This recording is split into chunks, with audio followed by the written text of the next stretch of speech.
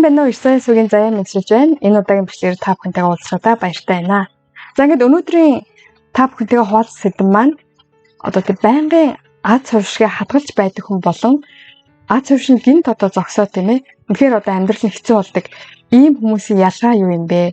Тэгвэл бид нар тэр аз хувьшгээ яаж байнгын одоо ингээд хамгаалж тийм ээ өргөлж одоо амьдралынхаа турш сайн амьдрах вэ гэдэг талаар өөрөө одоо сурсан зүйлийг хуваалцж байна. Орчуулын хөрвжөөнд ахгүйхийн ухаанаар хандна. За ингээд эхэлцгээе. Зарим хүмүүсийн амьдрал үргэлж сайхан байдаг. Гэвч зарим хүмүүсийн хувьд тэрхүү сайхан амьдрал нь хормын дотор л нисч оддог. Аз хувьшгээ байнга хадгалж байдаг хүмүүс болон хизээ нэгэн цагт аз нь гэн зогсдог хүмүүсийн ялгаа гэж байдаг. Ер нь бол 3 зүйлээс болж аз авшаа нь тасрах тохиолдол бий. Сүүлийн үед нэр алдартай явж байсан хүмүүс гэнт нэр хүнд нь унаж ангал руу ойчиж буй тухайн мэдээлэл их гарах шиг боллоо. Тэр хүмүүс ямар алдаа гаргаад ийм байдалд хүрвэ? Одоо бүгдээрээ тэр тухай ярилцаж үзье. Яриа эхлэхээс өмнө Ирсэн YouTube-ийг subscribe, like дараад хэрэгтэй мэдээллийг цаг тухайд нь хүлээж аваарай. Азаа тогтмол хадгалдаг хүмүүс болон аз нь хизээ нэгэн цагт гэн зогсдог хүмүүсийн ялгаа. Цөв шиг анхан дараах 3 зүйлээр шалтгаалдаг бөгөөд эдгээр 3 зүйл санаа тавьж чадвал азтай нь тасрахгүй хизээд аз авшаантай амьдрна. За тэгэхээр дараах 3 зүйлийг хэлж өгье. Эхнийх нь аваар осол.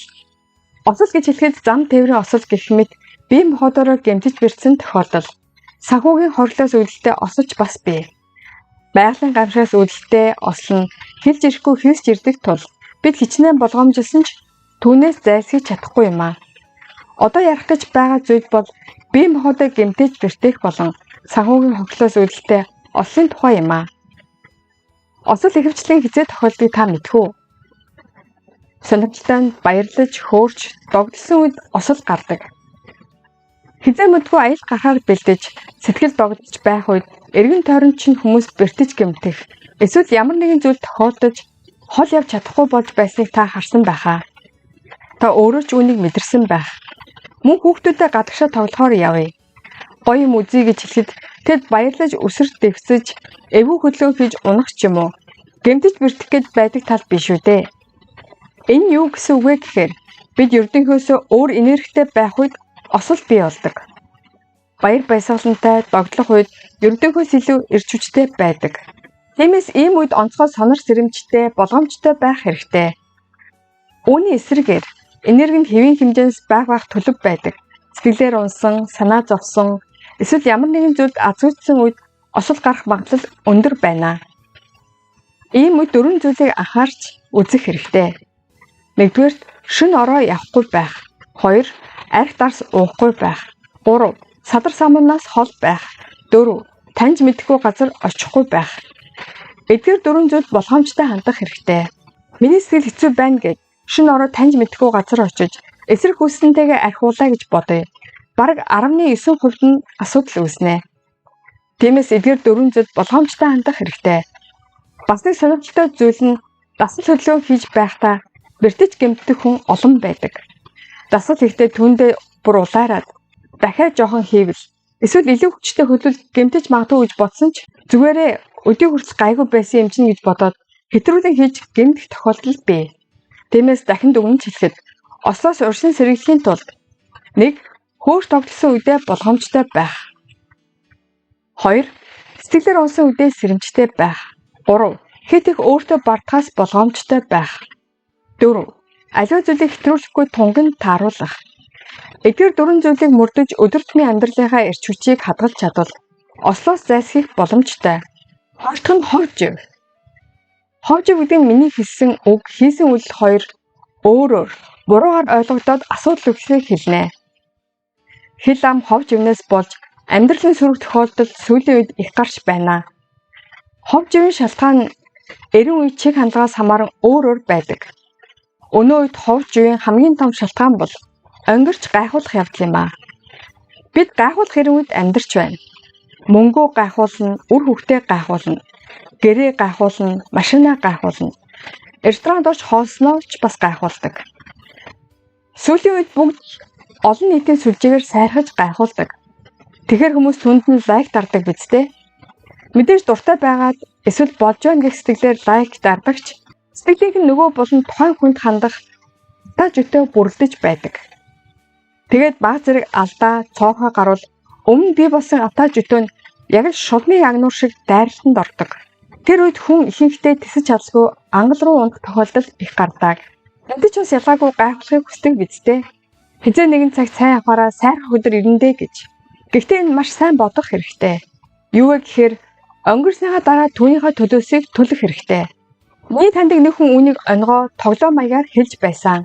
Хүүхдийнхээ зургийг үзүүлэхдээ 30,000 төгрөг, нохооныхоо зургийг харуулахдаа 50,000 төгрөг төлөх хэрэгтэй гэж. Миний хувьд хүүхд маань хөөрхөн, нохоо маань сайхан, харин бусад хүмүүст дуртай бай лайктар гэж тулгаж болохгүй. Энэ бол хошигнсан инээдтэй яриа боловч гайхуулж бардамхыг хүсвэл үн төлбөр төлөх ёстой. Тэгвэл төлбөрөө яаж төлөх вэ? Хандаг өргөх юм уу? Сайн үсэд буян хийвэл өнгөрсөний төлөөсийг төлж байна гэж ойлгож болно.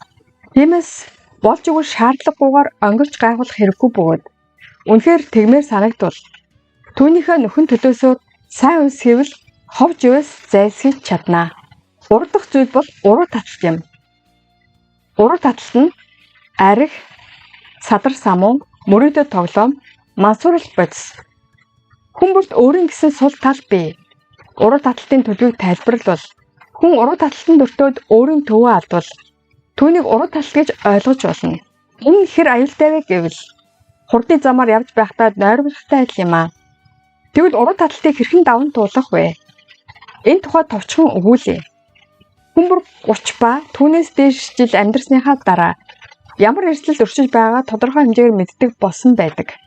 Зарим хүмүүс архиухтаа алдаа гаргадаг. Зарим нь эсрэг хүснэнтэйгээ уулзтаа өөрийгөө барьж дийлэхгүй. Тэнцвэрээ алддаг гэхмээр хинч өөрийнхөө эмзэг уруу таталтын талаар мэддэг. Үүнээс бид хэрхэн сэргийлэх вэ? Нэгэн жишээг дурдъя. Удааг таал төгсөөс өмнө эрхэмсэг анаанд будаагаас асуув. Үүргээ биелүүлэхэд хайр сэтгэлийн саад болоод байна. Нэгэн эмэгтэйгээс болж төвлөрч чадахгүй байна. Яавал дээрвэ? Түүнд будаа ингэж хэлв. Тэр асуудал чиний эргэлзсэн оюун ухаанд байна. Оюун ухаанаа дур хүслээ захир гэж. Тэгэд анаандаа ингэж хэлв. Захирсан ч эргэлзсээр байвал яах вэ? Тэгвэл уулзгаа бол. Яг чаргагүй уулзгаар бол яах вэ? Тэгвэл юу ч битгий яар. Энэ юу гэсэн үг вэ гэвэл уулзаж ярилцвал уруу таталтанд орох нь бэрцаагүй учраас тэр тусмаа бидний шиг жирийн хүмүүсийн хувьд тэр хүслээ дарах ямар нэгэн дадлага хийгээд дараа нь эргэлзэхгүй сэлгээтэй болвол сайн ч тийм амархан зүйл биш ээ.